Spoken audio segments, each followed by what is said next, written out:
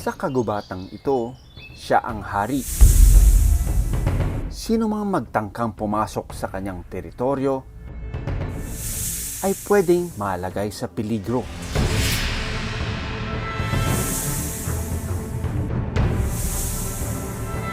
Oras na mapadpad siya sa lugar na may ibang nakapwesto,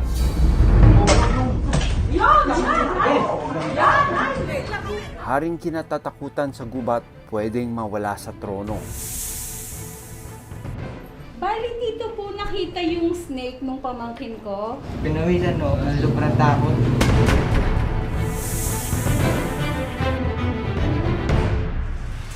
Sa pambihirang pagkakataon, naka-inkwentro ko na naman ang hari. Ang tinutukoy ko na hari ay yung King Cobra. May nag-send ng photo ng isang adult na King Cobra na buhay dito sa Agoncillo, Batangas. Nahuli ang makamandag na King Cobra sa loob mismo ng isang bahay noong October 7.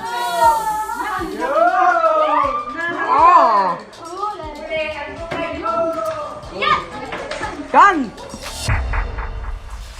So dito sa bahay na ito, natagpuan yung King Cobra. There are a lot of factors that made this King Cobra go and refuge dito sa bahay na ito, pero dito pala siya mahuhuli dahil syempre tirahan na ito ng tao and it's not safe for both. Hi Jovan, Doc Nielsen Donato ng Born to be Wild. Paano mo nakita itong King Cobra? Papasok po ako ng kwarto, nakita ko lang, nakapalupot. Tapos parang nabulabog ko. May idea ka kung anong uri ng ahas siya nung panahon na yun? Wala ako. Ngayon sasabihin ko sa iyo, isang King Cobra yan na isa sa pinaka-deadliest snakes in the world. Agad tumawag ang pamilya ni Jovan sa kilalang snake handler sa lugar na si Mang Ben. Si Mang Ben na rin ang pansamantalang nag-alaga sa cobra. Nag-request ako na mas maaga naming puntahan ito dahil the longer this King Cobra is confined in a small wire cage, mas grabe yung mga injury na matatamon nito. Kasama ko ngayong araw ang expert handler mula sa Research Institute for Tropical Medicine or RITM na si Ariel Picunio. Ano masasabi mo dito, Kuya Ariel? Ano sunok? Kasi ito na King Cobra talaga siya. Pero nagsugat-sugat na yung nguso niya. Siguro 1 week na raw siya nakakulong dito. May mga tama siya ng konting sugat sa likod. Ipapalit na sa ng balak. Iba na yung kulay niya, no? Parang nagiging dull na. Itong Agoncillo is a town that is close by Taal Lake. Sa kabilang lake, nandun na yung Taal Volcano. In my imagination, yung kanyang habitat nasira na ng mga ashfall dahil nung kasagsagan ng pagputok nito mga 2 years ago. So what's remaining of the wildlife there is yung mga survival of the fittest. Hindi ganun kadali na madesisyonan na i-release siya dahil mahirap na makahanap ng lugar dito na hindi tinitira ng tao, no? Look at that side view. Ang kapal ng ulo niya.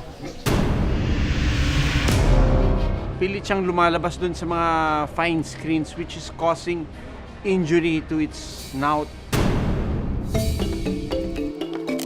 Kaya naman, kailangan namin siyang ilipat ng lalagyan.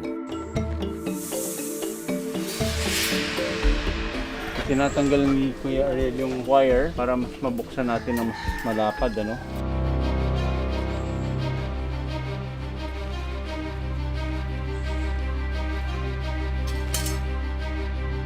Wow! Look at this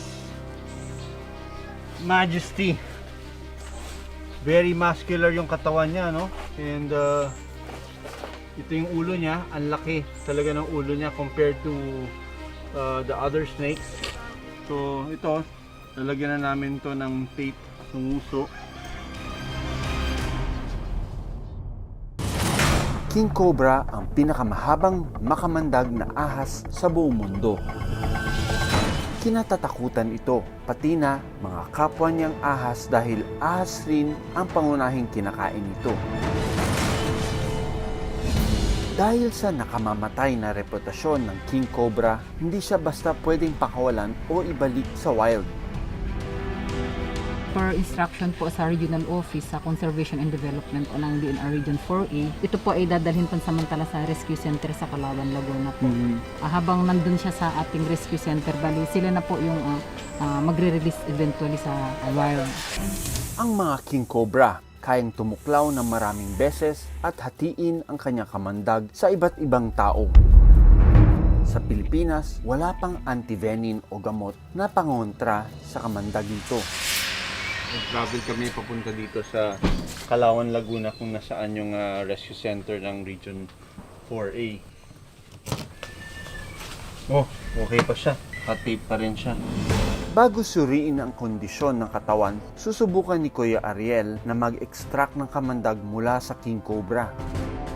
Kuya Ariel, bakit importanteng makuha na ng venom itong king cobra na ito? Para meron tayo makuha sample, ma-donate natin sa ITM. Okay, sa ngayon ba meron na ba tayong na-produce na antivenin for king cobras? Wala na. Mahirap po siyang mahuli. Karaniwan na babalitaan na lang, napatay. Bibihira ho yung ganitong kaso na nahuli ng mga.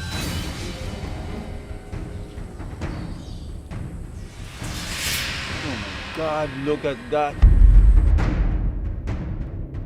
Yan ang pumasok sa katawan mo at walang antivenin na na-produce or makukuhanan. I think that's goodbye. Huh? 4 na beses kumagat at naglabas ng kamandag ang king cobra. The consistency of a king cobra venom is a little bit viscous or malapot. Tapos ang color niya is dark yellow. And nasa mga almost 2 ml itong venom na nakuha namin sa king cobra.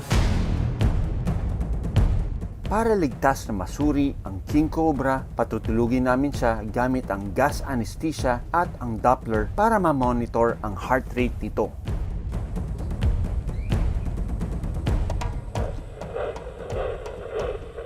That's the heartbeat. Kapag sedated na itong king cobra, babagal na yung heartbeat niya. And then I can safely examine itong king cobra. Hindi lang dahil natatakot kami na hawakan nito, but sedating it can lessen the stress factor dito sa king cobra na ito. Maya-maya pa, 112 inches. Zero, can you see? Wow, imagine I'm holding this king cobra. Meron na rin siyang konting stomatitis. Stomatitis is like the sore mucous membrane. Agad ko rin ginamot ang mga sugat ng king cobra. Pero mukhang na-fracture yung ribs niya dito. You know, I could feel the vertebra na bali yung kanyang ribs. Dahil matagal-tagal pang mamamalagi sa rescue center ang king cobra, binigyan ko na rin ito ng mga gamot para mas mabilis itong lumakas. 2 kilos, lalaki siya. Nakapag-produce siya ng mga almost 2 ml of venom. Slightly dehydrated ang condition niya. May mga injury siya sa rostrum o yung pinakanguso niya. Good. Our patient's doing well. Gustong-gusto ko talaga siyang ma-release dahil alam ko, in a facility, it is with great complications in maintaining a wild-caught king cobra and trying to give its needs like the food, proper enclosure. Okay, so ito yung hinanda nating temporary enclosure. Naglagay tayo ng mga konting mga dried leaves ng saging and dito natin siya ilalagay, ano. Sisecure natin itong top na ito, tapos meron tayong mga drinil na panels doon para dyan siya makahinga. Okay, so gising na ang ating ano.